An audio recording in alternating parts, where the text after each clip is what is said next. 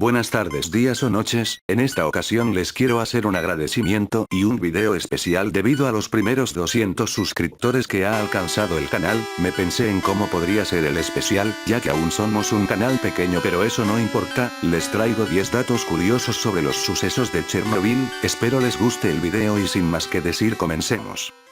Antes de empezar con los datos, les contaré un poco sobre los sucesos acontecidos en Pripyat, para que les sea un poco más fácil de entender el tema. El accidente de Chernobyl fue un accidente nuclear sucedido en la central nuclear Vladimir Ilich Lenin, a 3 kilómetros de la ciudad de Pripyat, actual Ucrania, el sábado 26 de abril de 1986. Aquel día, durante una prueba en la que se simulaba un corte de suministro eléctrico, un aumento súbito de potencia en el reactor 4 de esta central nuclear produjo el sobrecalentamiento del núcleo del reactor nuclear, lo que terminó provocando la explosión del hidrógeno acumulado en su interior.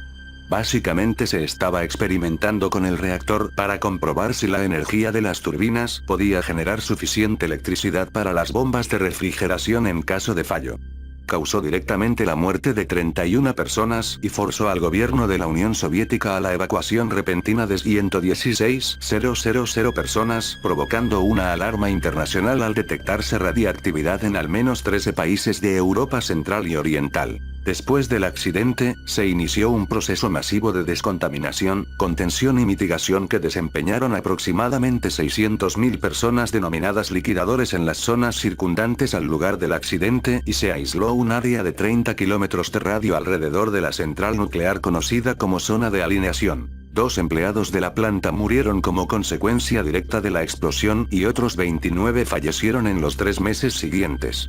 Unas 1000 personas recibieron grandes dosis de radiación durante el primer día. En total, 600.000 personas recibieron dosis de radiación por los trabajos de descontaminación, o sea, los liquidadores.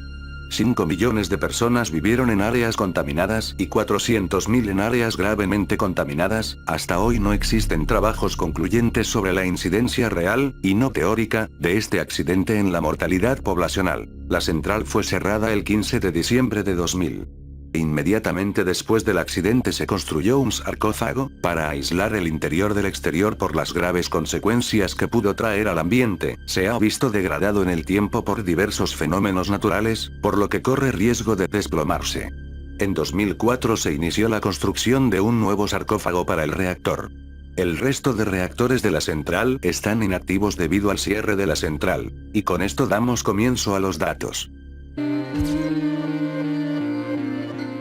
El desastre de Chernobyl sigue siendo el único incidente nivel 7 en la escala internacional de sucesos nucleares, por lo que es el mayor desastre hecho por el hombre de todos los tiempos. Esto se debe a todos los desastres y consecuencias que trajo consigo, como la gran contaminación radioactiva hacia el ambiente, incremento en casos de cáncer, aborto de muchas madres por problemas genéticos que conllevaban en su mayoría deformidades en los recién nacidos, y de no ser por los liquidadores el desastre hubiese sido mayor. Esto da una idea de los problemas que podemos causar al querer hacer uso de una energía que a veces se nos puede escapar de las manos y no podemos controlar.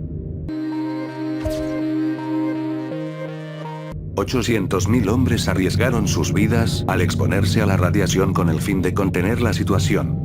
25.000 de ellos han muerto y 70.000 están discapacitados. A estas personas se les conoce como los liquidadores. Muchos eran trabajadores cercanos, otros eran del ejército, etc. Su principal tarea era la de descontaminar las zonas con trajes especiales y arrojarlas al reactor para que no contaminaran aún más los lugares alrededor del reactor. El trabajo de todos ellos contribuyó en gran medida a que se mitigara un poco el gran desastre y la contaminación, que pudo ser peor al arriesgar sus vidas. Se dice que en algunos casos los liquidadores preferían trabajar 3 minutos limpiando los desechos radiactivos que a estar 3 años cumpliendo su servicio militar en algún país extranjero.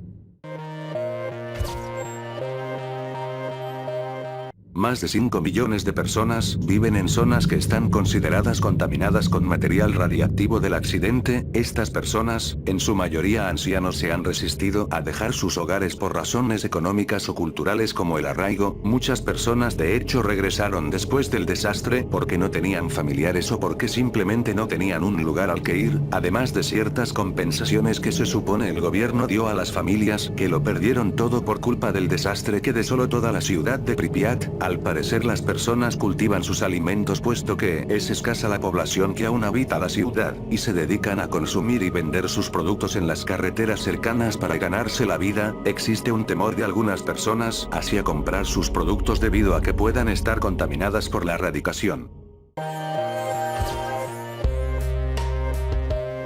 La región se ha convertido en uno de los santuarios de vida silvestre más singulares del mundo, con prósperas poblaciones de lobos, ciervos, castores, águilas y otros animales.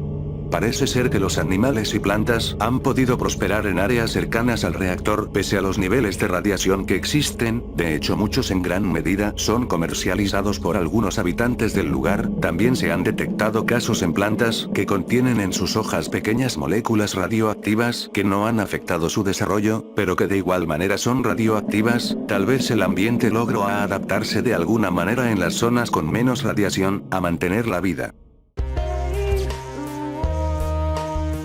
La fuga de radiación causó que el bosque cercano adoptara un color jengibre brillante, por lo que el bosque fue nombrado el bosque rojo. Como dije en la anterior posición, esto se debe a que los árboles y las plantas han absorbido moléculas radioactivas desde sus raíces o simplemente por las moléculas externas que se alojan en sus hojas. Esto consigo trajo el color rojizo del bosque, que obviamente es así debido a la radiación, pero esto no ha impedido que la vida siga prosperando, aunque de una manera algo distinta de a como era en principio.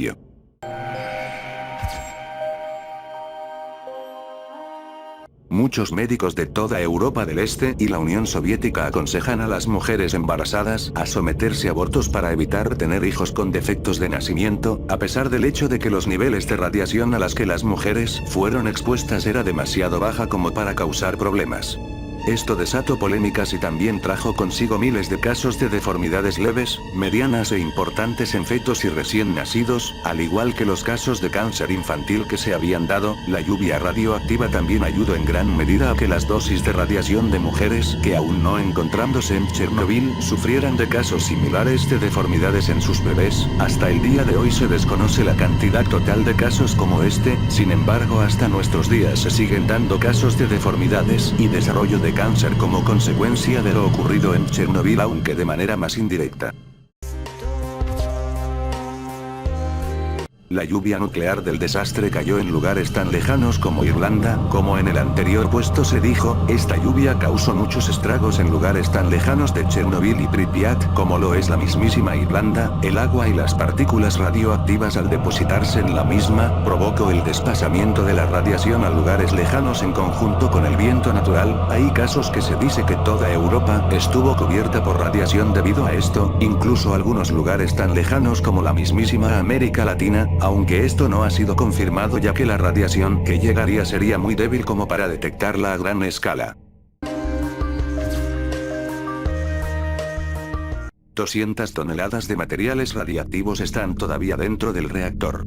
Entre estos se encuentran materiales como el uranio, el plutonio. Algunos no son radiactivos, sino que son materiales de control o de la misma instalación como lo son el carbono, diversos metales de la construcción, las toneladas adicionales de materiales para mantener el núcleo sin calentarse y antirradiación que fueron arrojados por helicópteros durante días, y también los asbestos y arena que se derritieron y cayeron, que con el tiempo se enfriarían y formarían uno de los objetos más letales del mundo.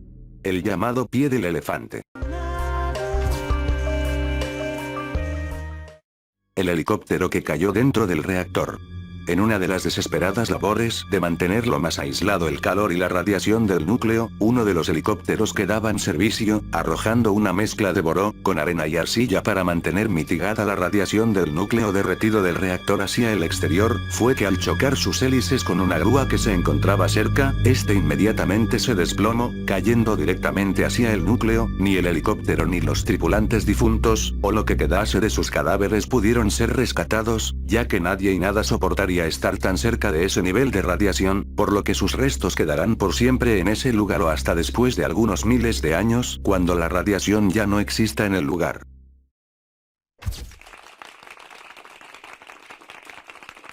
El nuevo sarcófago. Miles de operarios siguen acudiendo cada día a la central. Trabajan en el desmantelamiento definitivo de los reactores 1, 2 y 3, que siguieron activos y fueron desconectados en los años siguientes, hasta dejar de funcionar en el año 2000.